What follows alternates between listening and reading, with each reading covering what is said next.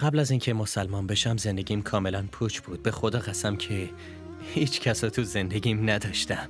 الله یه حسی رو تو وجودم قرار داد که به شدت دلم میخواست بدونم که آیا ممکنه سریعتر از نور حرکت کنم یا نه. وقتی که زانو زدم و سجده کردم حس میکردم درست در مقابل الله سجده کردم.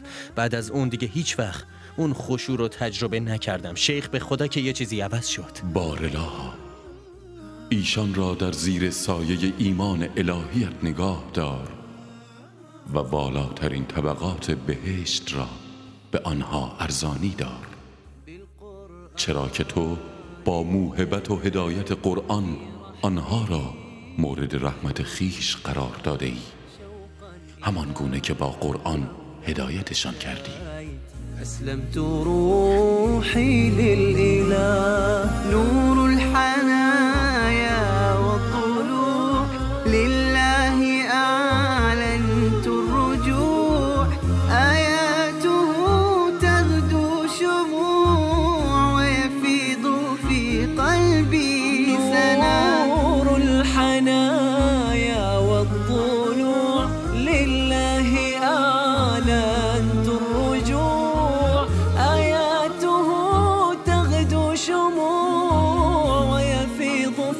قلبي سنا. قبل از هر چیز خودم رو معرفی میکنم. من فاروق هستم.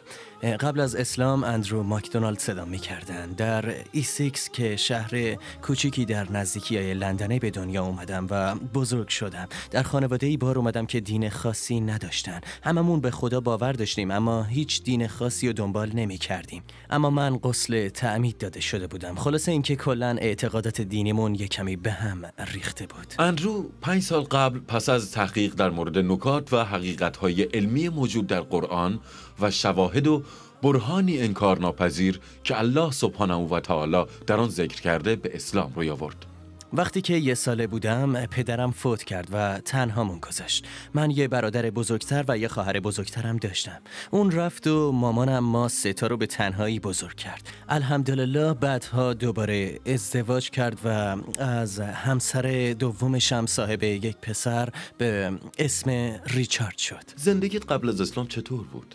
قبل از اینکه مسلمان شم زندگیم توهی بود. به والله که هیچی تو زندگیم نداشتم، ولی هر کی بهم نگاه میکرد فکر میکرد همه چی دارم. میدونی؟ ماشین خوبی زیر پام بود، وضعیت مالیم خوب بود، لباسای قشنگ میپوشیدم، هر چیزی که یه مرد جوان دلش میخواد و داشتم. اندرو در شهری زندگی میکرد که مردمان فوق‌العاده نجات پرستی داشت. همه سکنه این شهر سفید پوستانی بودن که از سیاه پوستا و مسلمانان نفرت داشتن. بعدها اندرو به شهری به اسم اسلاو مهاجرت کرد. در این شهر طرز تفکر و نگاهش به زندگی کلاً متحول شد. الله یه حسی رو تو وجودم قرار داد که به شدت دلم میخواست بدونم آیا ممکنه سریعتر از نور حرکت کنیم یا نه. چون میخواستم در زمان سفر کنم. شروع به تحقیق کردم. کتابای مختلفی میخوندم. ساعتها تو کتابخونه میشستم و بعد از اونم توی اینترنت تحقیق میکردم. خلاصه یه کلام این که آخرش به این نتیجه رسیدم که این کار ممکن نیست، ولی افرادی که آینده رو پیش بینی کرده بودن هنوزم منو به شک مینداختن. چون چطور ممکنه که یه نفر اتفاقاتی که سالها یا قرنها بعد قراره بیفته رو به درستی و بدون نقص پیش بینی کنه در حالی که هیچ اطلاعاتی راجبشون نداره؟ بالقرآن اهتديت في رحبه تحلو الحياة شوقا إلى المولى أتيت أسلمت روحي للإله نور الحنايا والضلوع لله أعلن. اندرو در شهر اسلاو با شخصی به نام امر آشنا شد. یک مسلمان بریتانیایی که اصلیتش پاکستانیه. امر در مورد پیشبینی هایی که رسول الله صلی الله علیه و آله و سلم در مورد آینده کرده بود رو برای اندرو صحبت کرده و کتابی رو بهش هدیه داد. اسم این کتاب هست راهنمای ساده برای شناخت اسلام. همونطور که دیدین اندرو علاقه زیادی به مطالعه کردن داره. فکر کردم بعد یک کتاب بهش هدیه بدم، اما نمیدونستم قرآن بدم یا نه، چون فکر میکردم براش سنگینه. با خودم فکر کردم بهتره یک کتاب کوچیک که توضیح خلاصه‌ای در مورد اسلام میده بهش بدم. اولین آیه‌ای که خوندم آیه‌ای از سوره مؤمنون بود که الله سبحانه و تعالی در اون به آفرینش انسان‌ها اشاره کرده بودند و فرموده بودند که انسان رو از قطره خونی به نام علق آفریده بود. او به آیات 12، 13 و 14 سوره مؤمنون اشاره کرد و گفت که خدای عزوجل می‌فرماید همانا ما انسان را نخستین بار از عصاره گلی آفریدیم و تا آخر این آیات رو تلاوت کرد. حالا ببینیم معنای کلمه علق چیه؟ وقتی که ترجمه‌شو خوندم دیدم معنی کرده به خون لخته، مثل زالو. میدونین که کرم زالو به پوست میچسبه و خونو میمکه. معمولا از یه جای اینجوری آویزون میشه. از همه اونایی که دارن این برنامه رو میبینن میخوام که برن در مورد کرم زالو تحقیق کنن و ببینن که چی هست و چی کار میکنه و چه جوری زندگی میکنه و بعد برید در مورد شکلگیری انسان در رحم تحقیق کنید. من از قبل این معلومات رو راجع به زالوها داشتم. وقتی این آیات رو خوندم مطمئن شدم که نمیتونن از طرف کسی غیر از الله باشن. زالو مثل انگل میمونه، خودشو به میزبان میچسبونه، کاملا به پوست میچسبه. اون وقت شروع میکنه به مکیدن خون. این خون وقتی وارد بدن زالو میشه شروع به لخته شدن میکنه، چون در حرکت نیست و ساکنه لخته میشه. وقتی هم که میخواین زالو رو از بدنتون جدا کنین نمیتونین. بهترین راه اینه که بسوزونینشون تا جدا شن. با کشیدن خیلی سخت جدا میشن، مگر اینکه بذارین نوشیدنشون تموم شه و بعد خود به خود از بدن جدا میشن. حالا الله سبحان چجوری انسان رو آفرید؟ آفرینش و تشکیل انسان چند مرحله داره. من دارم راجع به اولین مراحل شکلگیری انسان صحبت میکنم. الله اسپرمو به رحم مادر پیوند میده. لوله‌ای برای برقراری این ارتباط با مادر به وجود میاد که بعداً به بند ناف تبدیل میشه، اما در اولین مرحله به مادر متصل میشه و ارتباط رو برقرار میکنه. این اولین کاریه که نوزاد میکنه. بعد نوزاد شروع به خون گرفتن از مادر میکنه، اما این خون در بدنش لخته میشه چون هنوز قلبی وجود نداره که خونو به جریان بندازه. حالا وقتی مادر قدم میزنه نوزاد جدا نمیشه و پایین نمیافته، درست مثل همون زالو. و درست مثل زالو بعد از یه زمان مشخصی از بدن جدا میشه. اون موقع اولین سوالی که از خودم پرسیدم این بود که آیا این قرآن با قدمتش این مطالبو گفته، در حالی که قرنها پیش در زمان محمد صلی الله علیه و آله و سلم نازل شده. مردم اون زمان معلومات محدودی از طریقه تشکیل نوزاد و به دنیا اومدنش داشتن. فلاسفه هم فقط یه چیزایی در حدس و گمان میگفتن، یا علمای مصری هر کدومشون یه نظریه داشتن، ولی الله این گونه نبود. الله حقیقت رو میدونست و گفت که من اینجوری انسان رو آفریدم. شماها هر چی میخواین بگین، ولی من اینجوری شما رو خلق کردم. 1400 سال بعد این برای من یک نشانه بود، یه معجزه صحیح از طرف پیامبری که این پیام‌ها رو 1400 سال پیش به ما رسونده. در حالی که الان تکنولوژی اینو برامون ثابت کرده. با یه میکروسکوپ میتونیم ببینیم اون چه که الله گفته حقیقت داره. معمولا هر کسی که مطلب جدیدی رو کشف و اختراع میکنه یا طراحی جدیدی رو انجام میده کارشو با نام خودش بین عموم منتشر میکنه. با وجود نشانه‌های علمی زیادی که در قرآن وجود داشت، پیامبر بزرگوارمون که درود خدا بر او باد همیشه میفرمودند که همه حقایق و سخنان از طرف الله سبحانه و تعالی به اون وحی شده. الله عزوجل خطاب به پیامبرش صلی الله علیه و آله و سلم فرمودند بگو من اختیار سود و زیان خیش ندارم جز آنچه خدا خواسته است. اگر غیب می‌دانستم سود بسیار می‌بردم و همه بدیها را از خود دور می‌کرد. من تنها بیم دهنده و نوید دهنده‌ای برای قومی که ایمان می‌آورند هستم. با این وجود چطور میگن که این قرآن کلام محمده؟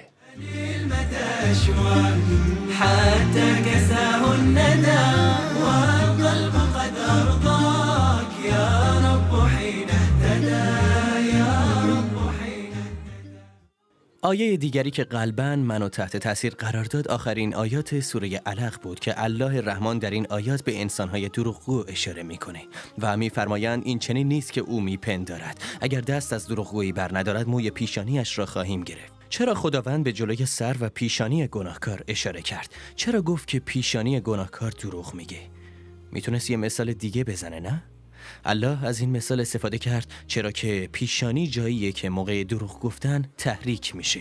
آنالیزهای علمی زیادی از مغز وجود داره که با اسکنای MRI و آزمایش قسمت‌های مختلف مغز اطلاعات زیادی در دست ما قرار داده و نشون داده که برای هر عملی کدوم قسمت از مغز درگیر میشه و وقتی دروغ میگیم قسمتی از مغز که جلوی سر قرار گرفته کار میکنه، پس به خاطر همین پیشونیمون تحریک میشه. خداوند از این قسمت برای مثال استفاده کرد چرا که خودش خالق این مغزه. آي من القرآن لها بروحي صدى وفاضت العينات تجيب ذاك الندى بالقرآن برحمه تحلو الحياة. با برنامه هدایت یافتگان با قرآن همراه ما باشید.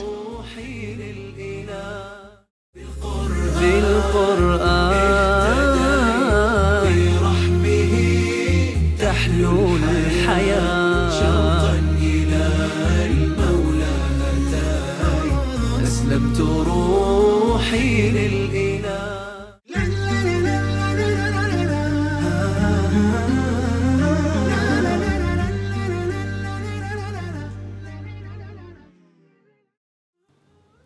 بعد از تحقیقات گستردش روی این آیات و شواهد گوناگونی که بهش دست یافته بود، اندرو به ندای درونیش توجه کرد، اما هنوزم برای برداشتن قدم اصلی و خواندن شهادتین مردد بود. اون موقع بود که با یکی از دوستام جواد تماس گرفتم و بهش گفتم که دوستی دارم که میخواد شهادتین رو بگه، اما از عکس العمل خانواده‌اش میترسه. عمر بهم گفت که ایشون خیلی به اسلام نزدیک شده، خیلی نزدیکه و همیشه دلش میخواد بیشتر از اسلام بدونه. به دوستم عمر گفتم خب اگه نزدیکه باید باهاش صحبت کنیم. طریقه صحبت کردن ما الان خیلی مهمه، باید این کارو کنیم. بیا آخر هفته باهاش قرار بذاریم و بریم پارک ورزش کنیم، با هم بدویم. راستش من نمیخواستم برم، اما دوستم رازیم کرد و رفتیم. عمرو و دوستاش سریعتر میدویدن و افتادن جلو و من عقب افتاده بودم و اونا جلو بودن. یکی از دوستای عمرو که اسمش جواده اون پشت سرم بود، اونم مثل من سریع نمیدوید و ما با هم کلام شدیم. توی پارک بودیم، داشتیم با هم میدویدیم. وقتی میدویدیم به اندرو گفتم خسته شدم دیگه نمیتونم بدوم. گفتم ببین اگه من در این دنیا نتونم باهاش بدوم، از الله میخوام که تو اون دنیا با هم باشیم و بتونیم با هم پرواز کنیم توی بهشت انشالله. قرآنی هو جنتی هو آیت الاکوانی، قرآنی هو حجتی ان جئت للرحمانی. و بعدش برای اینکه تاثیر حرفش بیشتر شه ازم پرسید کسی هم هست که دلش نخواد پرواز کنه؟ گفتم من میخوام پرواز کنم. وقتی که برگشتیم خونه ازش پرسیدم اگه من قلباً به اسلام باور داشته باشم اما مسلمان نشم هنوزم میتونم برم به این بهشتی که میگی؟ گفت نه. گفتم چرا نه؟ جواب داد چون 3 چیز برای ایمان کامل لازمه. ایمان به دین و به زبان بیاری، ایمانو در قلبت نگه داری و همچنین ایمانو در عملت نشون بدی. اعمالت هم باید طبق این دین و ایمان باشه، مثل نماز و روزه. گفتم اگه همین الان برم بیرون و اتوبوس بزنه بکشتم نمیرم بهش؟ گفت نه. گفتم پس باید چی کار بکنم؟ جواب داد باید یه سری کلماتو به زبون بیاری. بهش گفتم زود باش بگو، زود باش. بهش گفتم هر چیزی که توی قلبت رو به زبون بیار. که اندرو گفت اشهد ان لا اله الا الله و اشهد ان محمدا عبده و رسوله. و هممون اندرو رو مثل یه برادر به آغوش کشیدیم و از همون روز تا به الان اندرو همیشه برای ما مثل یه برادر خوب بوده. الحمدلله. واقعا امیدوارم که الله این رحمت رو نصیبش کنه تا در جنت به همراه هم پرواز کنیم انشالله. هدایت من فضل ربی جمال قلبی یخضر احساسی و دربی و ملامحی حین انتدی. وقتی که شهادت اینو گفتم و مسلمان شدم فکر میکردم میتونم هنوزم همون آدم قبل باشم. سبحان الله. اما برادر به والله که یه چیزی عوض شد و دیگه من اون آدم قبل نبودم. یادم 2 روز بعد از اینکه مسلمان شدم به مسجد رفتم و 2 رکعت نماز خوندم. به الله قسم، الله خودت داری گوش میدی، به الله عظیم قسم که وقتی این 2 رکعت خوندم لا حول ولا قوة الا بالله، وقتی که زانو زدم و سجده رفتم حس می‌کردم درست در مقابل الله سجده رفتم. واقعا میگم که بعد از اون دیگه هیچ وقت اون خشوع رو تجربه نکردم، هیچ وقت. سبحان الله. کاش دوباره میتونستم تجربهش کنم. سبحان من عدت الیه بسطت لنا کلتا یدیه ألقيت أوزاري عليه يا رب فاغفر ما عصاني. بعد از اینکه پدر اندرو به یک مسیحی تندرو و سختگیر تبدیل شد، مادر اندرو پس از زندگی زناشویی بسیار سخت و خاطرات ناخوشایند از پدر اندرو جدا شد. تجربه‌ای که مامانم با آدمای دیندار داشته باعث شده که فکر کنه مسیحی‌ها یا در کل هر کسی که به الله اعتقاد داره دیوونه است. حدود 2 هفته بعد از اینکه مسلمان شدم بهش زنگ زدم و گفتم مادر من مسلمان شدم و دین الله رو به زندگیم راه دادم. گفت تو هم مثل پدرتی. گفتم نه نه نه نه نه، من هیچ چیم شبیه اون نیست. من یه آدم کاملا متفاوتیم. متاسفانه مسجدی که در نزدیکی خانه اندرو بوده، جوانانی مسلمان در اون مسجد جمع می شدن ولی آگاهی خوبی نسبت به دین نداشتن. برای همین به اندرو گفته بودن حالا که مسلمان شده واجبه که لباس اسلامی بپوشه. وقتی من اینو شنیدم فهمیدم منظورشون عبا و عمامه است، اما در هر صورت این حرفا از جهل نشأت میگیره. هر جامعه و کشوری طریقی لباس پوشیدن و عادات و فرهنگ خاص خودشون رو دارن و چیزی به اسم لباس اسلامی نداریم. اندرو به دیدن خانواده‌اش رفت در حالی که لباس اسلامی تنش بود. وقتی که رفتم خونه مامانم شوکه شده بود. همشون، برادرم، خواهرم، ناپدریم، همشون شوکه شده بودن. همه داشتن با تعجب بهم نگاه میکردن. من با خودم فکر کردم که الان آیات الله رو براشون توضیح میدم و اونا هم سری میگن اشهد ان لا اله الا الله. فکر میکردم خیلی آسونه ولی متاسفانه اینطور نبود. برادر بزرگترم خیلی با هم بد رفتار کرد. خیلی زمان برد که به این قضیه عادت کنه و الحمدلله خیلی بهتر شده. مادرم که نزدیک بود کاملا طردم کنه. برادرم عیسی با بی‌ادبی تمام با هم رفتار کرد. برادر کوچیکمو میگم. بهش گفتم بهتره مواظب حرف زدنت باشی چون ملائک دارن حرفا رو یادداشت میکنن. گفت ملائک دیگه چیه؟ ملائک چیان؟ گفتم همون فرشته‌هایی که الله خلق کرده. بهش گفتم الله موجودی به نام جنم خلق کرده. وقتی که براش از جنها گفتم گفت که من میخوام مسلمان شم. الله اکبر. همه از دستش خیلی عصبانی شدن. الله اکبر. همون شب چند دقیقه بعد شهادت اینو گفت. الحمدلله. اندرو قرآن رو خالصانه دوست داره و تلاوت قرآن جزء برنامه‌های روزانشه. اون اخیراً یادگیری زبان عربی رو هم شروع کرده تا بتونه قرآن رو بهتر متوجه شه و در آیاتش تدبر و تفکر کنه. آیه دیگری که واقعاً روم تأثیر گذاشت آیه 2 از سوره بقره بود. ذالک کتاب لا ریب فیه هدی للمتقین. این آیه الله اکبر. الحمدلله. الله در این آیه خیال آدمو راحت میکنه که هیچ اشتباهی درش وجود نداره. معمولاً آخر کتابا یه شماره تماس میذارن که خواننده اگر به مشکلی خورد تماس بگیره تا در چاپ بعدی رفع بشه، اما الله در ابتدای قرآن میگه هیچ شک و شبهه‌ای در این کتاب وجود نداره. الله اکبر. من که خودم شخصا با شنیدن تفاسیر و تدابیر اندرو در مورد آیات قرآن شگفت زده شدم. امیدوارم من و شما هم روزی اینطور دقیق با آیات قرآن بنگریم. متاسفانه خیلی از مسلمان‌ها این احساساتو ندارن. این شیرینیو هرگز تجربه نکردن. از اول نشوندنشون تو مسجد گفتن باید بخونی یا یاد بگیری. اگه این کارو نکنن کتک میخورن. میزنن پس گردنشون. نمیدونن توحید چیه، نمیدونن الله کیه. اگه ازشون بپرسیم الله کیه نمیدونن، اما سوره اخلاص رو از حفظ برات میخونن. فاروق مسئولیت بزرگی در دعوت مردم دور و برش به اسلام داره و این کارو از طریق رسانه‌ها و برنامه‌های تلویزیونی انجام میده. تعطیلات آخر هفته‌ش هم دست از دعوت بر نمی‌داره و به پارک هایت میره تا مردمو به اسلام دعوت کنه. من در برنامه‌های تلویزیونی زیادی از گروه‌های تلویزیونی مختلف در کشورهای زیادی حضور پیدا کردم و می‌کنم.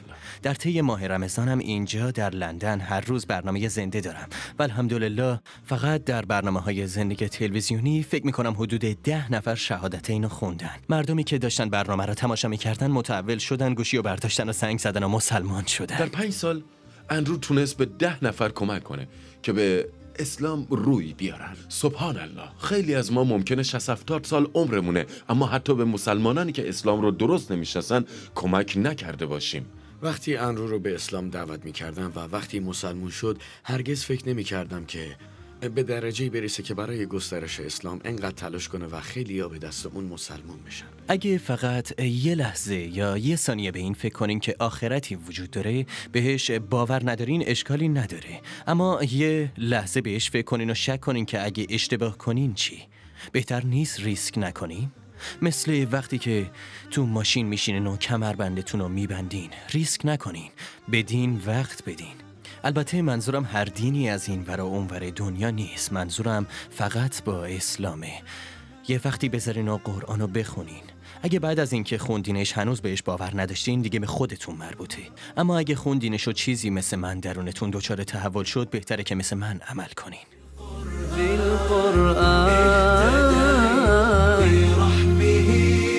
تحلو الحياة شوقا إلى المولى أتاي أسلمت روحي للإله. اگه منظورتون آرزوی من در مورد جامعه و مردم اینجاست، آرزوم اینه که با استفاده از یه سری امکانات جوانا رو تشویق کنم که بیان و در مورد اسلام یاد بگیرن. گاهی وقتا باید دعوت رو یکم شیکتر انجام بدیم تا جواب بهتری بگیریم. برای این کارم مثلا میتونیم یه کافه یا یه چیزی مثل باشگاه درست کنیم که در کنارش یه شیخ و امکانات و وسایلی برای یادگیری درباره اسلام وجود داشته باشه. فکر کنم اینجوری تاثیرگذارتر باشه. وبسایت قرآنی نون تخصصش در قرائت‌های قرآنه. همراه و همگام با شما خواهد بود همیشه و انشالله که شما هم به اذن الله به هدفتون برسید. به اذن الله عز و جل. آمین. شیخ آمین. بفرمایید. خیلی هم خوشحال شدم. منم از دیدنتون خوشحال شدم.